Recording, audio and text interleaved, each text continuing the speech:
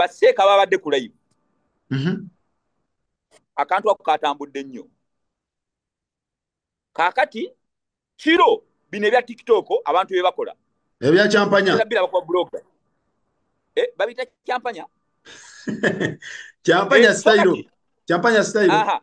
Tokati omwali wamu yagambe nagamba naffe twagala tukole champanya y'obusiraamu. Ne beeyita ku. Ne beerayikinga ebyo oba mubikola mutya. Ne beerayikinga awo nga beeyogeza. Ne ekyasinze okwewuunyisa nga kuliko omuwala ku ssaawa 7 live eri kiro. Omukazi oyo omufumbo. Naye nga bano bamubuuza. Aha. Okakasa Laira bawe yakujjako embuzi. Astaghfirullah. Ngabani abamubuuza ati? Bana abasiraamu sigenda na bayita taito yaabwe. Omu n'atuuka n'omubuuza. Ono n'agamba wallahi nze bba wange yasooka. Omu n'atuuka n'omubuuza katubuulire aha. Wamuluma wakola otya? What? Mariam, who was your first cut? It was my husband. Takbir. Wallahi billahi tallahi ndayira ku umra yange omwami wange ye mwami wange gwe nasokerako eyankuza mpaka kati. Wali owulira otyawo walwana oba okulwana batya brother wange uyali the deepest walwana wamuluma obwonoonefu kumbe ku extent efaanana bwetyo. Obusiraamu bumanyikiddwa waliwo embeera ey'obuntu. Omanyi lwaki omulalu bagamba nti n'omulalu? Kubanga omulalu yeeyambula n'aggyayo solido n'afuka mu bantu. Talina nsonyi. Nga bonna bamulaba. Omuntu bw'abulwa ensonyi akola buli kintu. Kyova olaba obusiraamu na Salama yagamba omuntu atalina nsonyi akole buli kyayagala. Bwe kibanga tolina nsonyi. Kale at least kufuna ensonyi. Weewunya n'okwewunya abantu balina zi families. Kale funa ensonyi eri abantu ba family yo. Bataata b'abato bamaama basisita bo. Waliwo ebintu nga tetubikola ngamba ne family yange kino bwe n'ekiraba n'ekitwala eri. Kale kwatibwa ensonyi family mwova. Kale kwatibwa ensonyi mikwano gye egikulinaanye abantu b'obuvunaanyizibwa. Kale kwatibwa ensonyi gye wawasa ku buko. Faruku waliwo ebintu bye tutakola ng'ogamba obuko bunaalaba butya. Kale kwatibwa ensonyi mukyalawo. Waliwo nze ebintu bye n'ogamba naye omukyala wange bw'anaawulira ekyo. Ekyokulala Faruku mu nsi muno buli omuntu w'obanga toyina kugambako. Abantu abo twagala tubuuze baani abantu ababali okumpi abasobola okubagambako. Kubanga omuntu akola ebyo talina muntu amugayidinga. Naye abantu bangi wano wenjagadde ensonga. Abantu bangi bagenda kutandika champanya y'obusiraamu efaanana bwetyo ng'abo abantu be bakitandise ng'abantu bagamba olaba ne baseeka bakola bwe bati wallahi buli kye banaakola mugenda kugabana wallahi. Ne Allah jalla jalaalu bw'akwata tata. Kati obadde oyagala bakole batya webaba nga baseeka baagala kukola champanya. Ebikolebwa etya? Ebiriyo tetubirina. It's all about ndowooza kusomesa. Baagala kuyisaawo bubaka abasomesa. Sawa 8 osomesa oyita bakazi. Eyo ddiini eriruddawa. Eddiini eriruddawa. Champanya asigale mbabulooga. Fe okuddira ebyo ebintu amanya simanya concert y'obusiraamu kati ngenze mu Kivvulu waliwo ekivvulu kye nakoze an Islamic concert. Ekyo kikyotegeeza ekyo. Olede concert ekivvulu ebibaamu obimanyi. Kati ate Islamic kubanga Islamic eba Qur'ani na Sunna. Waliwo ebintu Faruku nga ne bate bagambye Qur'ani ebintu embeera y'obuntu. Obuntu. Otegere kigambye obuntu. So abaddu ba Allah jalla jalaalu wallahi bajjajjaffe eddiino baagikuume tutuukeko mu Uganda. Niyo omulembe gwaffe tuli abasiraamu bangi ne tulinga jjovu. Faruku ffenna tusobya ezzambi ery'omukyama Allah asobola okukusonyiwa naye omuntu okola ezambi nga yeeyoleka mu lwatu ekyo obusiraamu buno teri nnyini bwo, nze sinze nnyini busiraamu, teri nnyini bwo kutuuka ku extent kugamba nti ne bwenkola kino ate Allah anankola kino. Edda, wallahi nedda. Waliwo ebintu ng'omusiraamu batakigamba nga n'omuntu wallahi n'omuntu atali musiraamu ebyo omuntu nga faaza tasobola kukola ekyo. Faaza pasita tasobola kukola ekyo. N'omusamize tasobola kuddawo naawemula kugundi nga ahostinze omukazi boogera ebintu by'ensonyi, ebigambo eby'ensonyi we bawemula. N'omusamize omushiriku, shiriki kyekisembayo, kubanga alinamu kali ak'obuntu. Kati bwe kibanga gwagamba nti olina tawiri ng'otuuka okukola ebintu by'ensonyi, kitegeeza ate gw'osinzeko ne ku musamize, naawe omutima guyinza okuba gulimu obusamize. Abantu bagenda bagamba muno we leave people to be, leaving people to be nga bali mu busiraamu. Kati olwo abasiraamu abantu baneegomba ddi obusiraamu babuyingire, kubanga abantu okwegomba obusiraamu buyingira bikolwa. Anti waliwo omuntu okola ekintu naye nga teyakikoze nga musiraamu, nga teyakikoze nga seeka, nga yabadde mu buntu nga ye, nga yabadde mu vibe ze eziriwa, ng'ate obweddawe boogera nsobola okugenda ne ngamba kangendeko ku beach neerire kafishi kange ne chicken nga sigenzeeyo nga seeka, nga ndi mu mbeera zange ez'obuntu. Kati n'omuntu asobola okujja ku live n'ajja mu vibe ze nga tayambadde kifaananyi kya seeka. Omuntu oyo lwaki Faruku bucket eri Faruku buli lwoba ne title, buli lwoba n'eddala ly'olinnya. Let me give you an example. Omuntu senga afuuka MP, bw'ofuuka MP ng'ogenda kufuna member of parliament, waliwo ebintu by'obadde okola by'otandika okwesonyiwa n'obireka. Bwe kiri basi bwe kiri, tukyali ku mbeera ya bulijjo. Bwe kiri basi bwe kiri, bwe kiri ekyo kimu. Omuntu bw'awasa, waliwo ebintu by'abadde akolanga mu wuulu, ng'engeri gy'awasizza alina okubehavinga ng'emarried man. Bwe kiri basi bwe kiri, bwe kiri ekyo. Kati bwe kibanga mu mbeera ezo, on such occasions ebintu ebifaanana bwe bityo, kati ate kiri kitya ku muntu ow'ekiwalimu. Waliwo ebintu nga wadde naffe bingi bye twagala, Faruku, naffe bingi bye twagala. Let me give you an example. Nyinza okuba ne sister wange nga sister wange biological. Okimanyi obusiraamu tebunzikiriza kumuyisaawo ku street ye Nakasero nga mukutte mu kiwato oba ku mukono, kubanga abantu bajja kugamba abantu bajja seeka asitudde atwala kati. Kubanga bo tebakimanyi nti oyo ani sister wo. Kati ebyo gwe byogamba nti kino waliwo wembeerako. Kankwena example endala. Osobola okugenda mu lodge, nga mu lodge mathani muyina gye mbadde mugenda naye nga mu motoka ino ne mukyalawo, yo wife yennyini, ne mutuuka ne mugamba akatupakinge tusule wano eryantondwe, ne muyingira mu lodge. Abantu baba bakulaba bajaga teka kasimusewe yaleese wano omunyama, kubanga ekimanyikiddwa lodge muyingira mu benzi. Okitegedde? Otegedde kyegambye? Nkitegedde. Kati gwe tojja kuŋŋamba kyampanya omubaamu ebibaamu by'omanyi. Abakola kyampanya bennyini kati kale okay, senga bukeere ntya President His Excellency Robert Kyagulanyi Ssentamu najja ku kyampanya,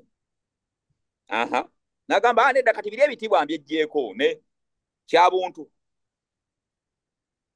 kuba kati oli presidential material.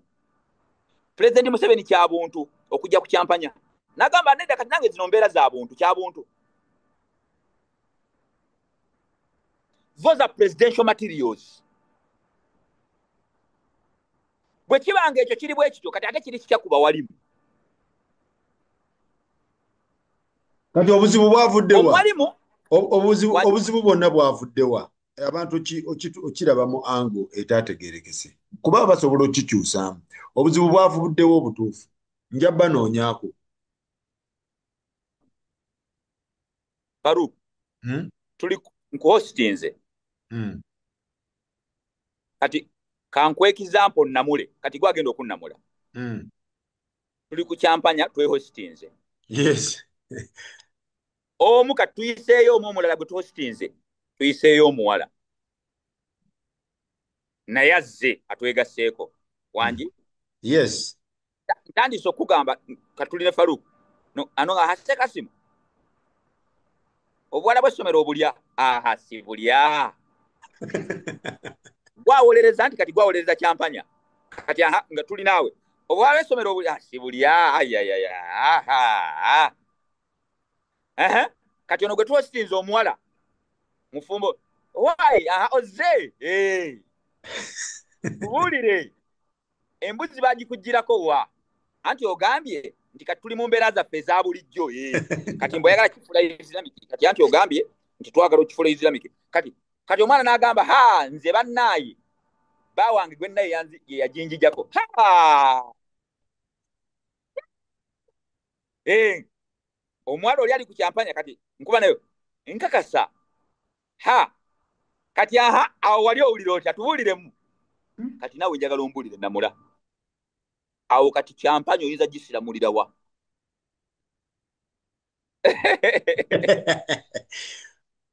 Farouk. Farouk. Yes. Embizi ogimanyi. Eri haram. Omuntu ne bwagiteeka mu kibula. Kibula sije tutunuza ebisolo nga tubisala. Yep. N'ayambala ekkanzu n'ateekako n'omuge gw'Abasaudi. N'agamba bismillah Allahu akbar. Kati gwe kyoyagala okugamba kiki kino? Senga twehostinga nga tubuuza ebibuuzo by'Abasiraamu banneebuuza bannaye swala bannange kitegeerekeka. Naye olw'okuba kati bali batwalibwa olw'okuba nti no Kyampanya kubanga debe ebyeswala teri bajja kubeerako bantu bangi. Balina oleeta mu bino. Weebale nnyo ebyeswala kati egambye nti era ojja kgenda okulaba y'ekirala ekyo esswala ogisomesa ssaawa 7. Kubanga obudde obusomesebwamu bumanyikiddwa. Anti live abantu ekiro abantu bafuna budde. Kati ate kankubulira ekirala. Bw'olabanga abantu bannyini kintu nga nabo bennyini bagambye nammwe mwasuse. Bennyini abantu ba Kyampanya bagambye naye ate bano basseeka bayiseewo.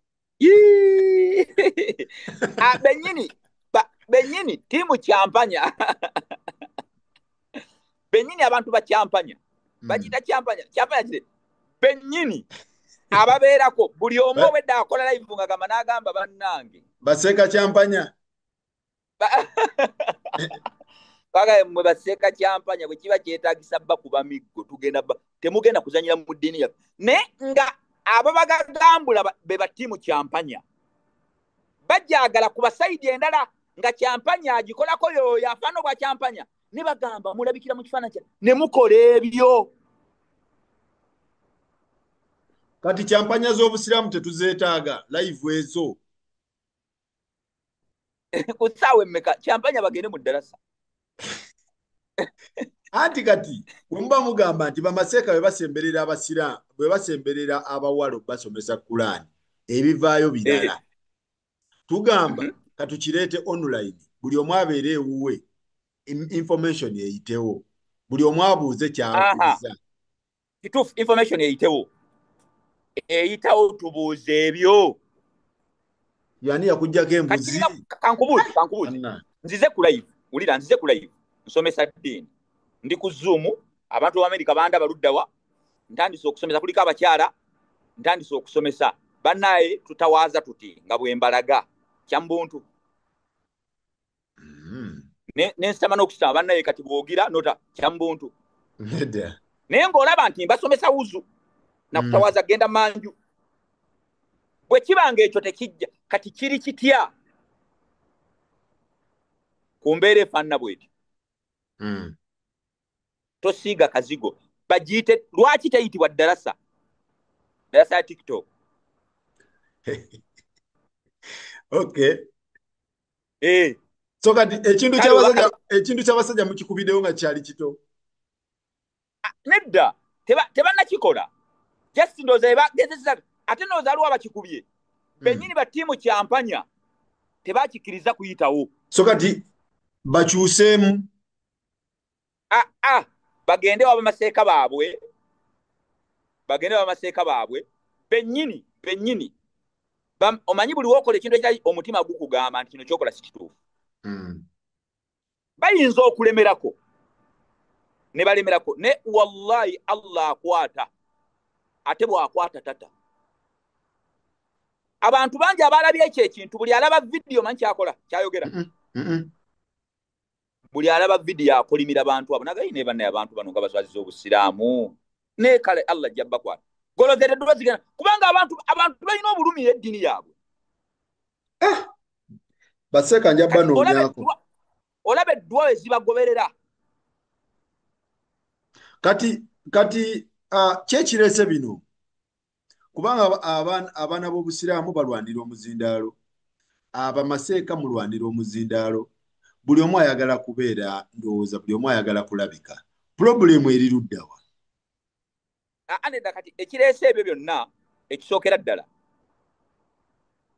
lack of Islamic content teriiwo ebitabo tebiriiwo omuntu buli wabanga ebyokusomesa bitono ate nga buli kaseera yagala abeere ku platform kati ayina okunoonyayo akatwaliriza kati buli obuwalimu buno buwooma omuzindaalo guno guwooma naye ate abantu tebaagala busoma omuntu buli wabanga ebyokusomesa obirina bingi tolina biseera ate bigenda mu birala kubanga you have a lot ne buli content wakendeera ate jjukira olina okusigala nga ekigere tekiva ku muliro kuba kati jjukira ensi gye tulimu n'omulembe gwe tulimu gwa supiidi osobola okwebakamu saawa 8 oyinza okwebakamu noyebakamu essaawa emu n'osooka osaawa ly'essimu yo TikTok ogenda okudako ku ssaawa 10 nga baakulese dda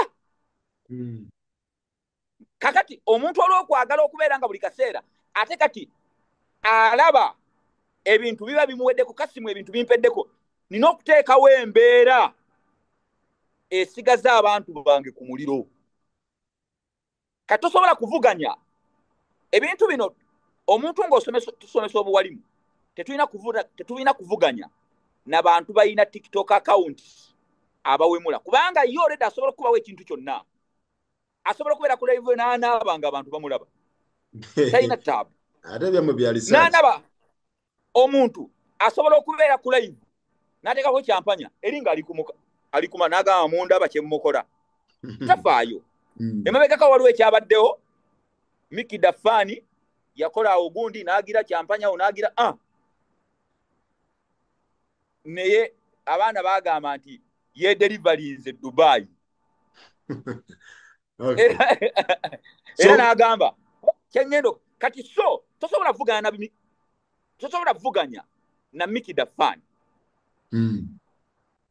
tosobola kuvuganya na Basefco tosobola kuvuganya na Tamale Mirundi Junior tosobola kuvuganya na Lewi tosobola kuvuganya n'ania kubanga ye buli kintu asobola okukikola ate gwe tosobola webale nnyo gwe kati tosobola kuvuganya nabo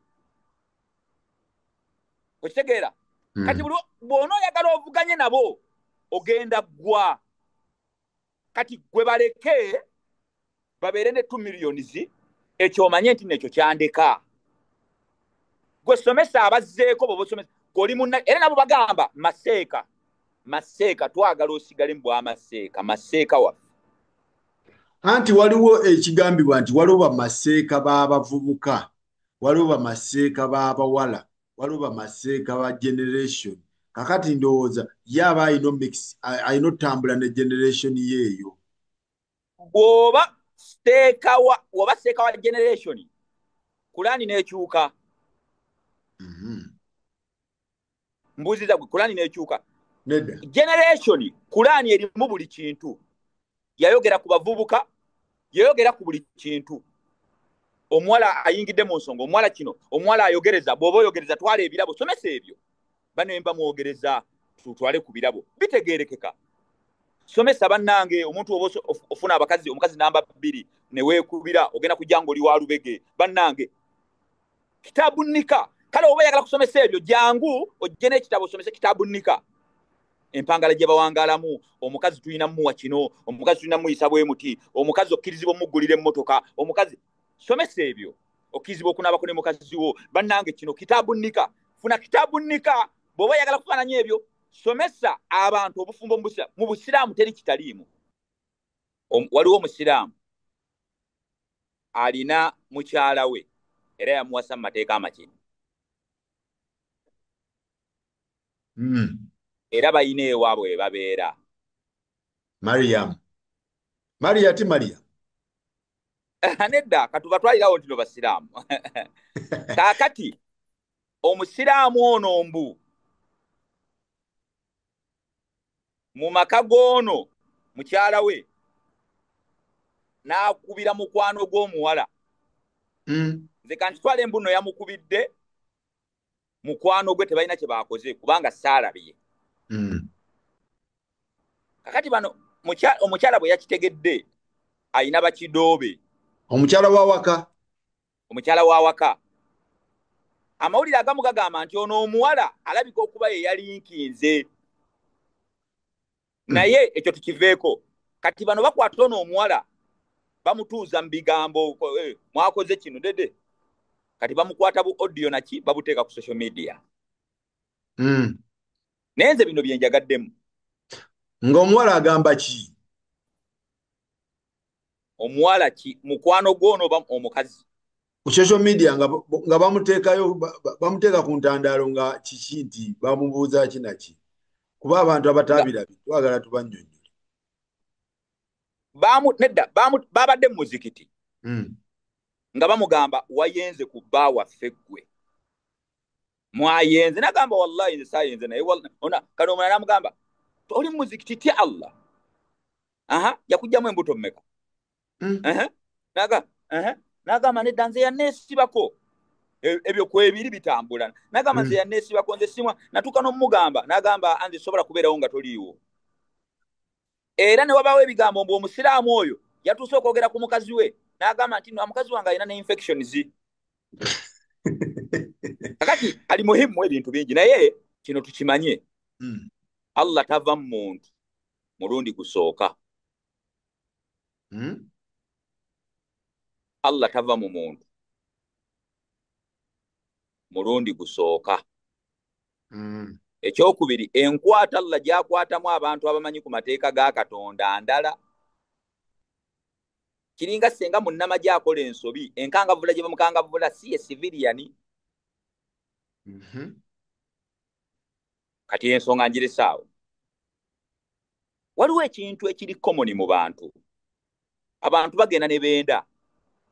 Bwe benda ne wajja unexpected pregnancy.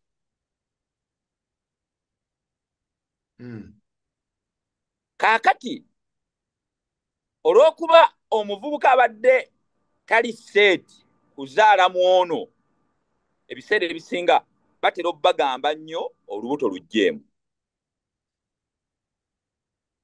Naye nze bannyinaze mwenna senga oseereranga n'ogwa mu bwenzi n'ofuna olubuto ebitagezanga kujjira mu birowoozo bye wallahi togezanga okukirowoozaako okujjamu olubuto. Omusajja ne bw'aliba yakugambye. Lwaki? Olwazina ensonga. Kubanga olede waseeredde dda n'okola ezzambi ly'obwenzi. Whereby nti osobola okukola tawuba Allah musonyiye, Allah n'akusonyiwa. Kati ate laba ogenda okwongerako ezzambi eddala eddene ery'okutta omuntu. Kyenjogera kitegeera. kati ate Allah anakusonyiwa atya nga ate oli mu process eyongerako ezambi eddala eddene ery'okutta omuntu awamu n'ekyo nga mu kujjamu olubuto oba wakati wa bulamu na kufa oyinza okuluzingayo life ate woluzinga if at all you lose your life in such a situation automatically ate biba bizibu gy'olaze. Kati Seeko ono yagamba ono omukyala ajjemu olubuto bwe biwulikika bwe yajjamu embuto z'emmeka 2 bwe gwamugamba nti nno nga tamulaga amwagala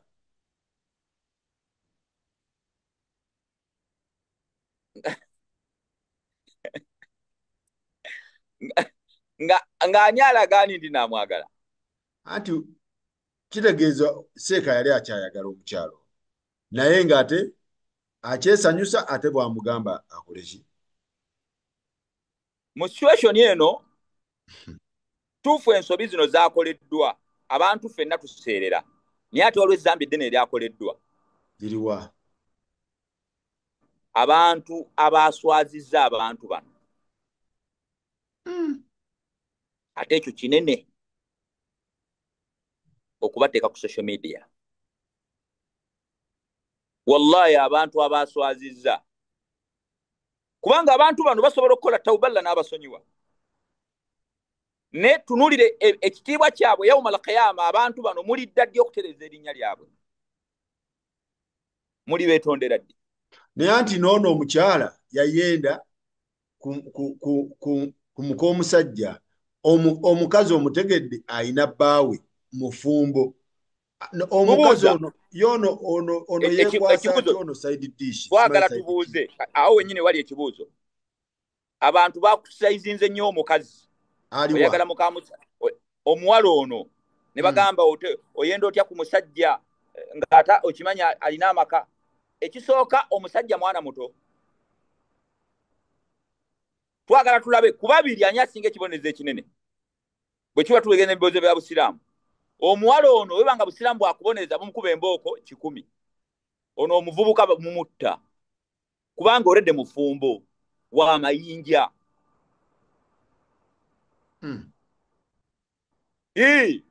bwe kiba kibonerezo asinga okubonerezebwa aba musajja mufumbo wadde gonna zambi lya bwenzi naye ate kubanga oyina omukazi ewaka ekyokulala abantu babijjemu okwekaza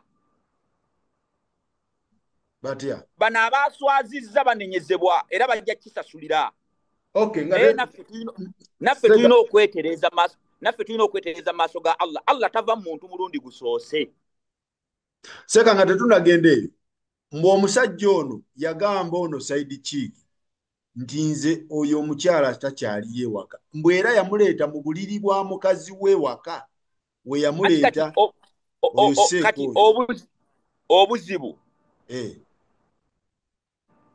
obuzibu bw'abantu bonna oba abantu obwongo buno olaba ne waaba mukazi wo ng'obadde olina abakazi 2 tosobola kugamba nti olwokuba mukyala wo omu yagenzeeko mukyala ewaabwe oli eno katugambe mukyala wo oli Ntebe muli Ntebe mulina gye muva ne mukazi wo owokubiri mubeera Katwe ayibini mubeera Kawempe jamu abakunogamba ono engeri gyagenze mukyalo tukyame wano ne ono gw'oli naye mufumbo bonna bakazi bo si kya mbuntu okumuteeka ku buliri bwa muno si kya mbuntu kubanga waliwo n'abakyala abaali abalongoofu nga kyabajjanga si kya mbuntu kati ate kiri kitya ng'ate mwenda yamugamba talina mukazi tugende waka okakase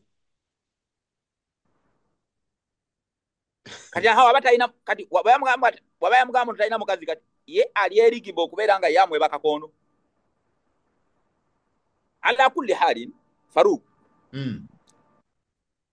obuzibu bwonna we buva wallahi omulanga guno ngukubira abantu bali mu kifaananyi ky'eddiini, ekifaananyi ky'obwasseeka. Abaana abakutte Kulaani, kubanga ebyo biri nnyo. Okubanga mwakwata Kulaani tekibafuula kuba nti nno muli bamalayika, nti musemberere ebikemo. Ebizibu abantu bye bafunye naffe basseeka be bantu okubeera nga beekulubeesiza ku baana abawala nti babasomesa Kulaani mu inbox. Ebizibu byonna bijja kubeera nga bano abaana beefuula nti yasomesa abawala Kulaani ng'abatuddemu awuliriza amaloboozi gaabwe. Toyinza gwe tosobola kubanga okola eddiini okusinga nnabbi. Allah yagaana, tosobola. Tosobola. Kati okubeera ng'osemberera kubanga ebyo mwe biva. Tajala jangu kusomese. Maria tijangu wano. Tugambye abantu. Obusiraamu tebukkiriza musajja kusomesa bakazi ng'abatuddemu. Yes. Ne woba osomesa Kulaani mu tokkirizibwa.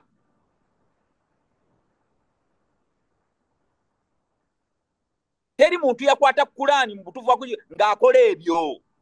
Abantu balekeraawo okuddira ebikolwa byabwe eby'obwonoonefu okubyambaza eddiini. Allah mukwata mpone, wallahi Allah akwata. Kuba kati ekyo ekintu kyagenze vairo, abantu bonna bafaanana kifaananyi kya busiraamu. Bafaanana ekifaananyi kya buwalimu. Yes. Okitegedde?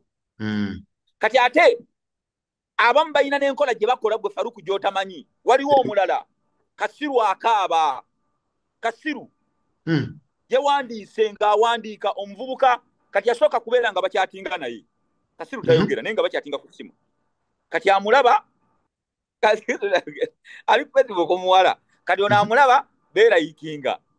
Ono alaba ekiwala eki. Kati boogera balatayipinga. Bakola okusisinkana. Kati agenda okizula ng'ono omuwala tayogera.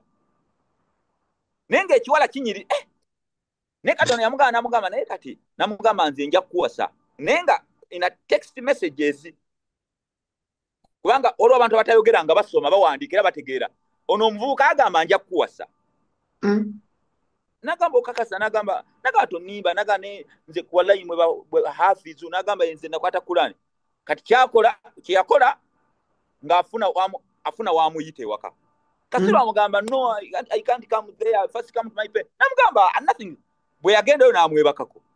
N'amufunisa olubuto n'ajjako amasimu. Kasiru akaaba alaajana. Wallahi I didn't know even people who memorize the Quran behave like that. Okay, kale daba Kasiru wallahi. Omwebaseeko, omuleseewo, gamba ku extent eyo omulala yali bano aboogera anaatera ofuuka Kasiru naye nga ebigambo biringe oyanyendako okugamba abaana mwekoze ebintu ebirala, mufunisiza abaana babandi embuto ne mubalekawo.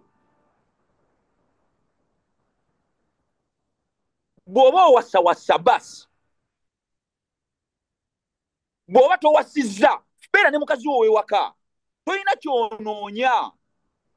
Osungodde wano ne bakabya abaana b'abantu amaziga, n'osuubiza ono muwasa, n'osuubiza ono muwasa, olinayo kadama gojja, ate no bonna nga babajjako ssente. Obuli azaamanyi oba mugenda budda wa Allah jalla jalaluhu, naye Allah bw'ali kukwata wallahi. Kati either n'ebyo byonna bijja ku ki? Bantu kusemberera nsalosalo, kwesinkanya bawala, ebyo bikonsati ebyo simanya ebyo bigundi bye bafuula nti nno biringa eby'obusiraamu groups simanya beesinkanye. Waliwo abeeyambaza zishariya nga zonna obubi na busongodde. Toyina njawulo na muwala ayambadde empale. Buli oyambala olugoye nga lukulaga ebiyungo ne weeba abaya, toyina njawulo na muntu ayambadde mmini. Ab'ebitiibwa abakkiriza essaawa eno mu maaso gaffe waliwo sizoni ya nnaku ziba 10 buli mwaka. Ennaku 10 ezisooka mu mwezi ogw'e12 mu mbala y'Ekisiraamu ogwa Dhulhajji. Ennaku ezo 10, ennaku ezo tusuubira zitandika Olwokusatu next week insha Allah. If at all the moon is sighted, senga omwezi gunaalabika ku evening ya Tuesday, kitegeeza automatically abanaasiiba night ekeesa Olwokusatu baba bali addaako. Kitegeeza Olwokusatu baba bagenda siiba. Omwezi bwe gunaaba tegulabise, kitegeeza tujja kujjuza ennaku 30 mu Dhulqaada. Olwo automatically Olwokuna tuyingire ennaku 10. Oba ekyo kitegeerekeka? Kubanga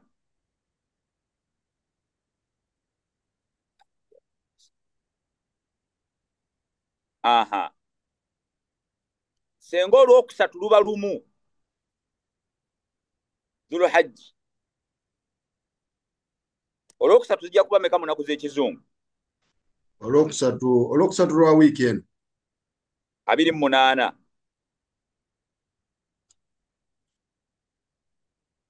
28 Olwokusatu. Kibe kiri? Bwe kiri. Kale lujja kuba lumu Dhulhajji. Olwo kitegeeza Arafa ejja kubaawo Olwokuna luli. Olwokuna nga 5. Ejja kuba Arafa. Naye olwo kitegeeza senga omwezi gunaalabika Olwokubiri. Olwo Arafa ejja kubaawo nga 5, olwo Yidi ebeerewo ku Lwokutaano nga 6. Yidi enkulu. Senga tegulabika, kitegeeza Arafa ejja kuba ya Lwakutaano, olwo n'ebirungi Arafa ya luno egenda kubaamu ebyenjawulo bingi. Arafa ejja kubaawo nga 6, olwo Yidi ebeerewo ku Saturday nga 7. Ensonga yange kyaba ebitiibwa, ennaku zino ze tugendamu ezisuubira okutandika Olwokusatu, za bbeeyi Farouk, za kitiibwa, ziina empeera nnene mu maaso ga Katonda waffe n'okusinga ennaku za Lamanzaani 3.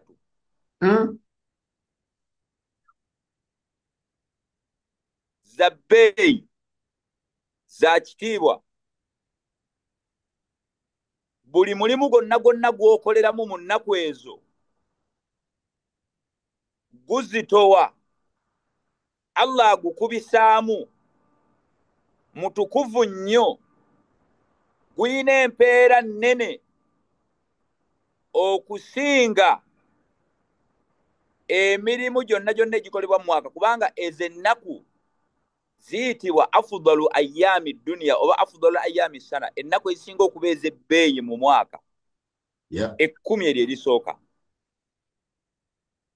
Nga bw'olaba ebiro 10 ebisembeyo mu Ramadaanu bye bisinga okuba eby'ekitiibwa mu biro by'omwaka 360, kubanga mulimu Laylatul Qadri, kyekibifuula okuba eby'enkizo. Na zino ennaku ekizifuula okuba ez'enkizo kubanga mulimu olunaku lwa Arafa. Era mu ezo ennaku mwe muli olunaku lwa Arafa mu mwaka gwonna Allah Jalla Jalaalu lwakka ku nsi kuno.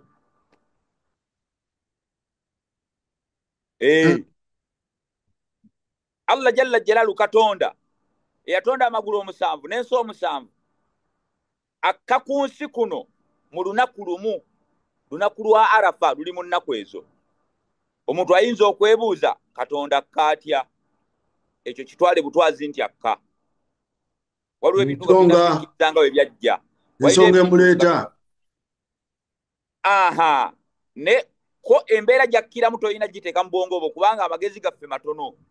Gwokkiriza bukkiriza nti nakka.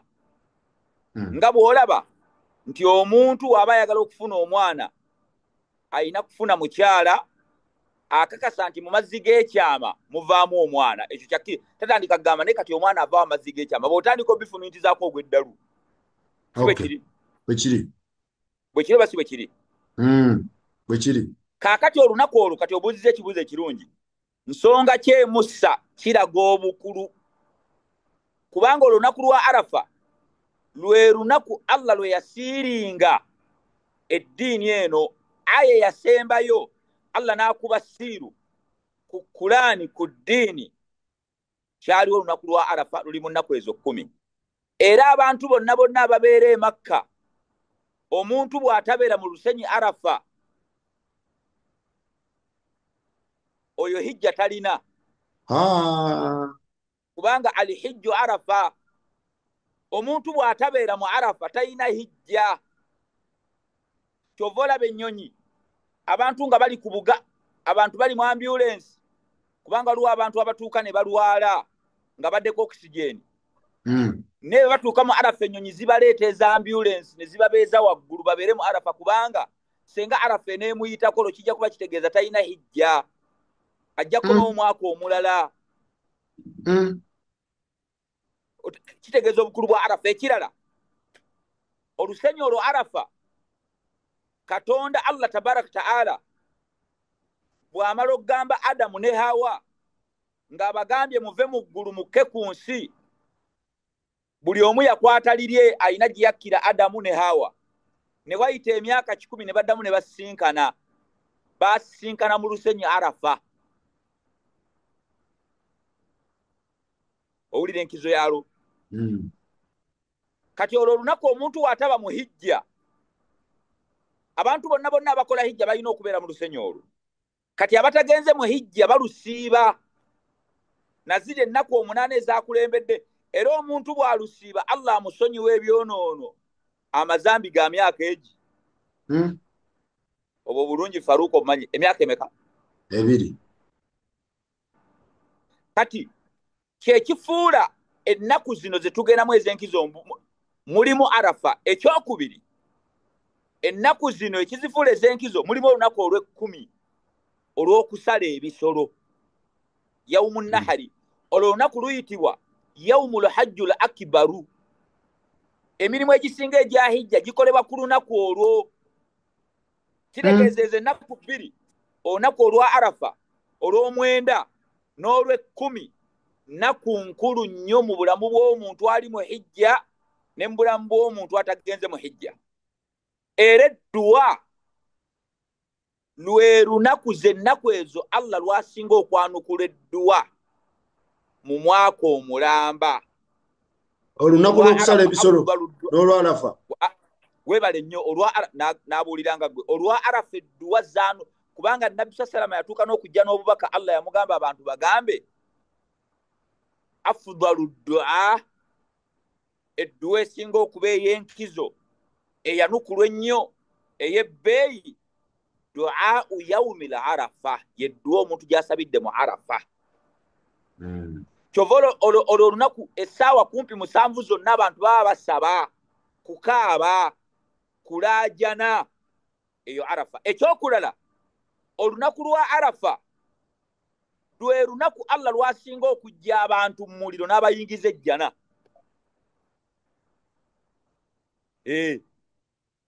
Najja abantu mu muliro, abawandiikibwako omuliro n'abajja olunaku Allah lwasinga okuta abantu abali mu muliro. Muyinza okuba mu kitaawo, muyinza okuba mu maamawo, muyinza okuba mu baganda bo, naye olw'okulaajana ennyo wasiibye, waguze n'ekisolo bagenda kisala, Allah jalla jalaalu n'asaasira mu bantu banajja mu muliro n'akwata mu bantu ba famire zo. Tusaba Allah jalla jalaalu ataasa omuliro.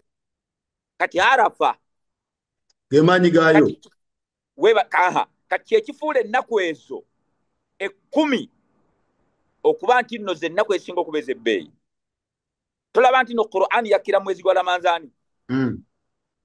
Era batukubiriza nnyo okusoma Qur'an mu Ramadhaani, si bwe kiri? Bwe kiri. Era empeera nnyingi, si bwe kiri?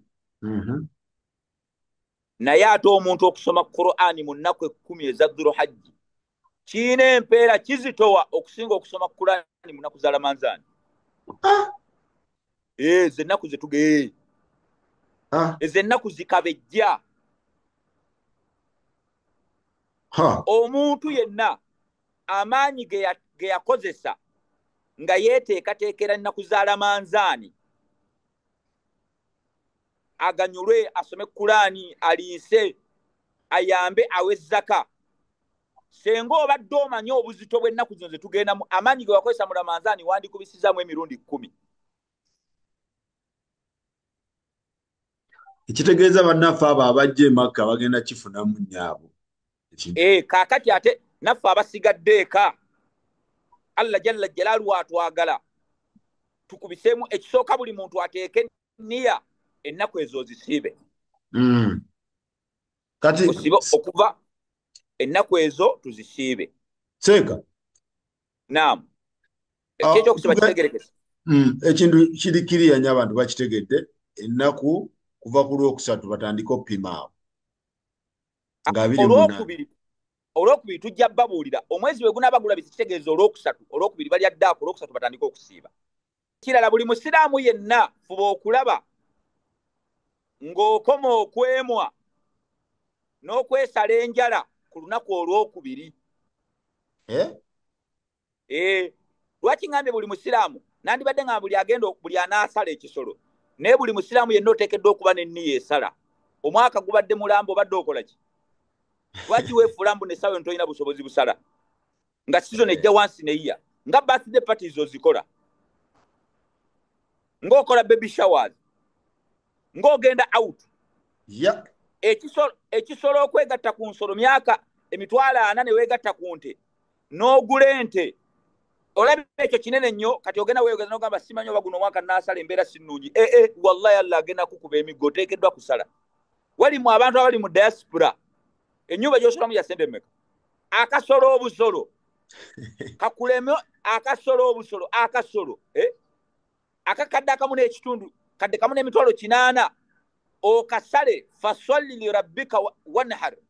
Obulungi budda gy'oli, ettondo ly'omusaayi erinasooka okutonnya ku kisolo kyo nga kisaliddwa, Allah akusonyiwa ebyonoono byonna. Obwo bulungi obusubwa, ng'osobola okukwata emiliyoni 6 n'ogulya malaya essimu ogamba muno tosobola.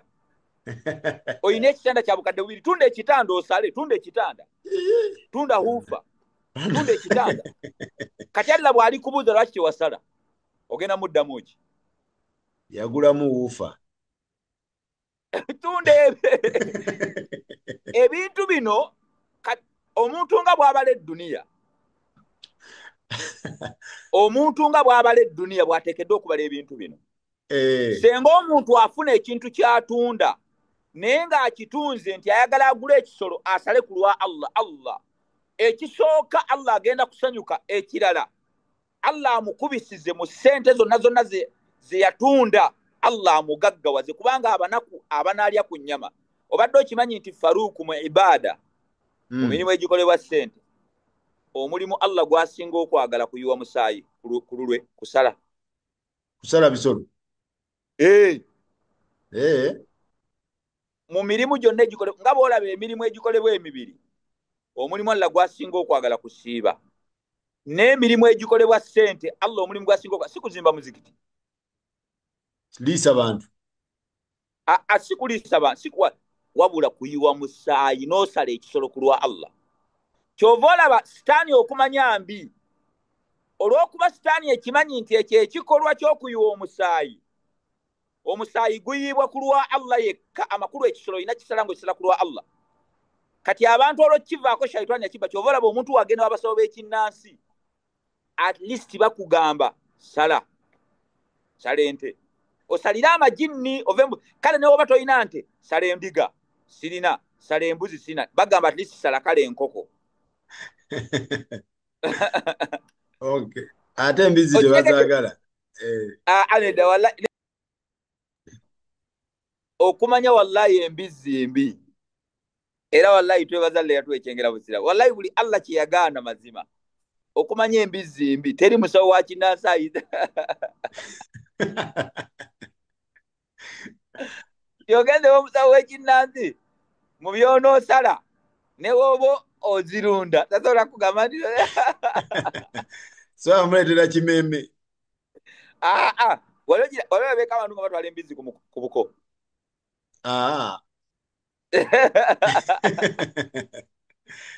Embizi enzungu, empunu enzungu walalabyeko ku buko, era wallahi omuko n'amala azireeta ku ffuso bamumma omukazi. Walalabyani walalabyeko omukolo, era wallahi amawulire ne gamala gakuba agabukedde nti bannayo omuko yatutte empunu 2. yaleze embizi 2. Yatutte empunu 2. Kati ate golina kyota namanya ku mpunu. Okumanya empunu mbi. Olaba enswera zitera okugwa ku nnyama y'embuzi ey'ente, era bukya ezo batera okuteekako obukomera bugire. Ne gwe olabyeko enswera egwa ku nnyama y'empunu. Mbadde sikiwulirangako ngenda noonyereza. Temwagala kukola research ojoyite ku bukya y'embizi olaba akakuliko enswera, kubanga enswera egwako yeefa. Ab'ebitiibwa bwe bukulu bw'okusala. Okay. So kati lwaki abantu beekwasa? Abantu beekwasa obutasala ekisooka majinni. Okay. Gaba gabeerippyeko. Ekyokubiri, butatwala bintu bya ddiini, bintu bya Allah atuwadde obulamu. Mwaka mulamba abantu bangi batugenzeeko, Allah n'omala omwaka mulamba oli mulamu. N'ogaana okusala ekisolo ku lwa Allah omwebaze. Ekintu ekijja wansi ne season, wansi ne year. Ate nga wamu n'ekyo obulungi budda gy'oli. Ekirala, tusala bisolo ki? Tusala ebisolo, ekisolo kyolabanga kirungi. Embuzi gye baafumita eriiso, ebisolo ebirwadde, ndwadde z'amaaso, embuzi yalemala, ente yalemala, ebyo tetubisala. Okuggyako ebisolo bye baalaawa nga baabiraawa bigejje binyirire. N'ebisolo bye baalamba, waliwo okulamba okwo kubeeyo ng'abantu balamba ente zaabwe n'embuzi, ebyo nayo tubisala. Naye ekisolo nga kiriko obulemu nga bwakijjako tetusala. Ekirala tusala bisolo. Toba n'akamyuko nti n'akamyuka nge kaagejja nedda. Tetusala sekkoko. Sekkoko kandi oyinza gisanga ng'esinga embuzi obunene. Ne bw'eba egisinga obunene, imma tusala ŋŋamiya oba nte oba ndiga oba mbuzi. Embuzi n'endiga olina kugisala omuntu ogwo teyeegattwako. Embuzi tebagigattako n'andiga? Teri we bagamba nti nno tuli abantu basatu twegasse ku mbuzi. Era eyo duhiya yammwe Allah tagikkiriza. Ente yeyeegattibwako. Era abantu abeegatta ku nte bakoma ku bantu 7. Kitegeeza omuntu omu asobola okusala ente, 2 basobola okusala ente nga beegasse, 3 basobola okusala ente nga beegasse, 4 basobola okusala ente nga beegasse, 5, 6 mpaka ku 7. Wetukoma teweegattako wo8. Tekwegattako kimanya abantu 8, 10 nedda. Abaana abato bakkirizibwa okusala ne beegatta ne bagamba ffe tuli baana tusala ente yaffe 7.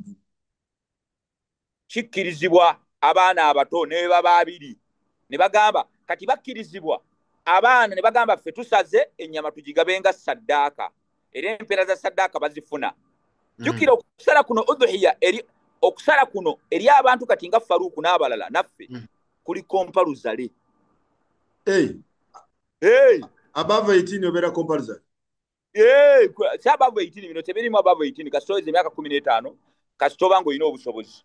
Obusobozi Allah yabumanyi. Allah yamanyi nti olina obusobozi oba nti tolina.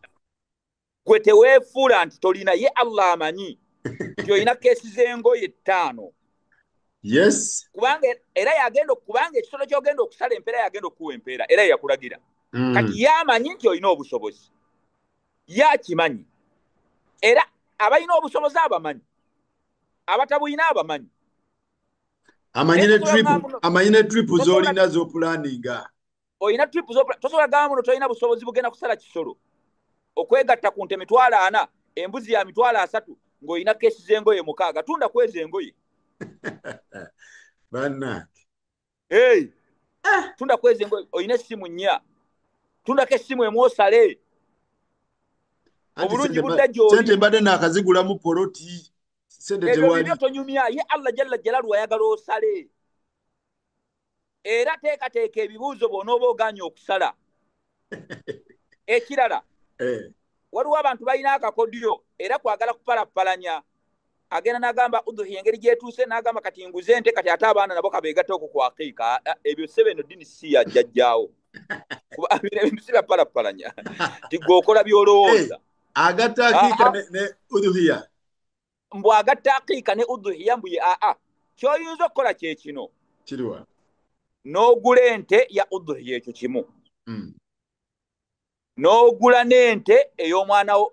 Kati ate bw'osalawo n'ogamba nti nno ne ku yidi abaana bange kwengera obasalira aqiika kati ate obulungi buba bungi. Era n'ogula embuzi omulenzi b'embuzi 2 nazo ne zibeera awo aqiika omuwala embuzi emu. Kitegeeza kubanga buli kintu awo mulimu. Udhuhiya mulimu ne aqiika mulimu. Egyo emirimu gyanjawulo tobigatta. Ekimu tokiyingiza mu kirala mb'oyitaawo. Allah jalla gy'oyagala okusala ekikuubo amanyi ne kyolowooza amanyi n'ekibumba kyo kifaanana. Kati tolowooza mbu nno opalapalanya nnyo. Ayinza okukola akantu ku kibumba. Tolowooza mbu nno okola kyopalapalanya. Ekirala baani abateekeddwa okulya ku nnyama? Baani abagirya? Abateekeddwa okulya ku nnyama bano bateekeddwa ogiryako. Era bwe batagiryako ennyama yo bwe senga tebagiryako oyinza obutafuna. Ekisooka ziri emiteeko 3. Gwe n'abantu gwasaze kirungi oyina olyako kirungi.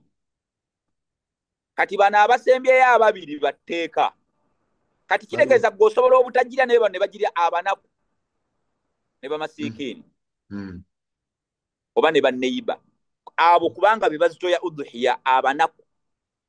Abantu bafune ku nnyama kubanga udhuhiya eyo abanaku bagenda kusanyuka. Waliwo omuntu amaze omwaka nga talya ku nnyama ayagala alya ennyama kyokka abantu ate ku muzikiti ennyama we bagisala ate abantu abalina ssente ate yonna omusajja asaze ennyama ate agitudde mu kikomera kye yonna ente. Kati ofunyeemu ki? Ate abanaku obagobaganya kati ekigendo ky'okusala ki? Ate abanaku mubagobaganya muba amasavu omuwa okugulu gw'olabanga awo omunaku okugulu ne mwaba abanaku mujjira mu malayika oyinza okuba jibulirwa okugulu. N'ofuna ebizibu. Abanaku mubawe ennyama ennungi. Abantu abo abazze abakyala abo abakadde. Ekirala nammwe bawadde udhuhiya z'abantu muzisale.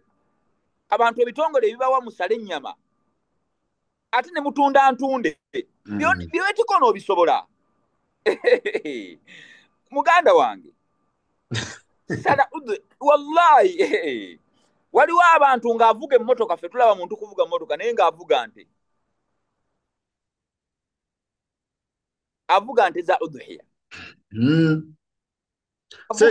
Waliwo complain eziva ku mizikiti nti abantu bagamba twesondemu ku muzikiti tuleete ente naye ate ne bawa seeko oba imaamu w'omuzikiti n'aleeta ente naye nga abasiraamu ne bagamba naye ente zino zaleese nga tezijja mu ssente. Complain eyo mbuweeri kakati yegyenjawulo. Ekikulu tusooke twebaze nti naleese ente kubanga waliwo abataleeterako ddala. Kati awo tugende ku siteepu endala nti seeko otukubye kati agamba salamalla ez'ensonga ndala. Ekikulu kye tulina okumanya gwe kyolina okumanya kumanya nti Allah akwetaaza osale. wallahi okumanya Allah agenda kubonereza abantu omuntu ali mu diaspora abantu bali wano e Saudi Jeddah Dubai bafuna liyale 13 omusajja asula mu nyumba ya mitwalo 6 mwasula mukyala n'abaana asonze nusu 5 buli lunaku abadde nga aziteeka mu kabokisi kitegeeza omwaka gye mitwalo 18 laba omusajja asula mu nyumba y'emitwalo 6 agenda kusala neggwe abeera mu diaspora ogamba tolina busobozi. Season eringa ekuguddeko obugwi waliwo awo mikwano gyange Riyadh nabadde mbagamba mufune mwegatte kunde naye kakati programu etuguddeko bugwi kyokka bennyini abo abawala bagulira abasajja emmotoka babeekwanira tewabiwulira? Nabiwulira. Naye okusala embuzi Allah amwongere baraka alabanga ekinene. Kati kyoboolaba abantu tusaba edduwa abantu tuwangalira mu bizibu oba tufuna ssente ne zituyitamu. Omuntu ofuna ssente naye ng'ate owangalira mu bulamu bwa stress ng'olina ekintu kyewanafuya. Omuntu oyinza otogamba omuntu olina busobozi busala ng'oweebwa omwaka mulamba alinda mutaki olinze ennyama y'abataki. Abantu ba Mwankole mufune ku nsonyi abantu b'omu Western osanga omusajja ayina ente 7 naye alinze ennyama y'abataki. Can you imagine? Abanyankole mu Abanyarwanda abasiraamu ayina embuzi 3 naawe olinze ennyama y'abayindi. Mufune ku nsonyi. Abantu bali e Western tebaagala kusala kyokka temba muzikanda abantu bazireete nga batwala bawala bammwe mukambuwala naye okufuna mwakabuzi kamu okasale ku lwa Allah ayongere baraka ate olinze kusabiriza olinze ennyama y'abayindi. Bane tufune ku nsonyi obulamu buno butono. Buli muntu yenna kyeteekemu bino byogamba nti babagambye leeti tugambye leeti wakakitegera muno otegedde butegeze muno yidi egenda kugwa eno yidi ekuddeko bugwi yidi enkulu ebeera yakusala bisolo awamu n'ekyo weebale na kwogera nsonga eyo era ekifuula ennaku zino enzito gwe tolaba yidi ya Ramadani bweyitibwa yidi ento waliwo kubanga mu magezi gaffe omuntu yandigambye era manzani yandibadde yidi enkulu.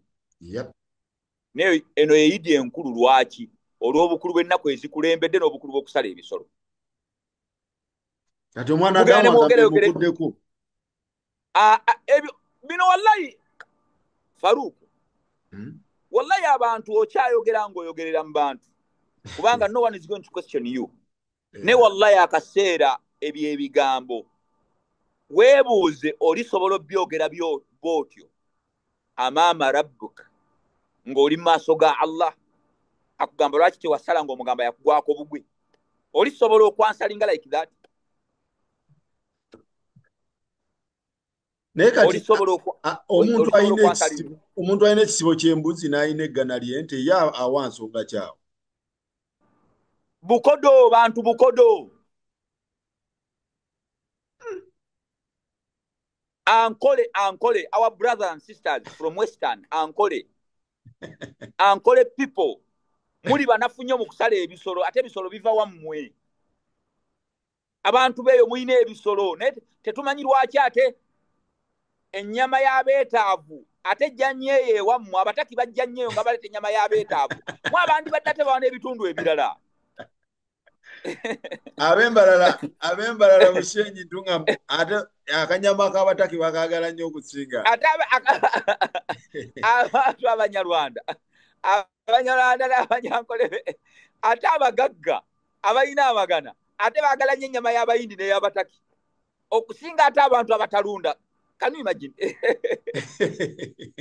Bane mube serious.